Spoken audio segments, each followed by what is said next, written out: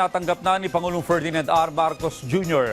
ang final report ng 3 taong pagsusuri sa kasalukuyang estado ng edukasyon sa bansa na pinangunahan ng 2nd Congressional Commission on Education o EDCOM-2.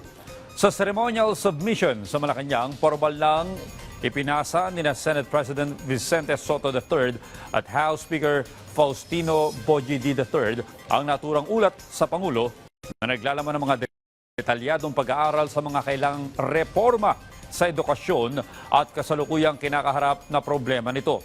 Ayon sa Pangulo, nais ng kanyang administrasyon na pagandahin at palakasin pa ang kalidad ng edukasyon sa bansa.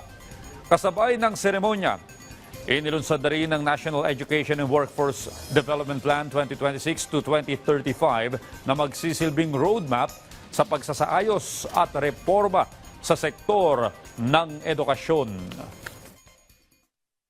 Mga kababayan, ito na talaga ang ating turning point. Panahon ng reforma upang masigurong walang Pilipinong maiiwanan sa bagong Pilipinas. Asahan ninyo na ipagpapatuloy natin ang nasimulan at pagagandahin pa ang sistema ng edukasyon.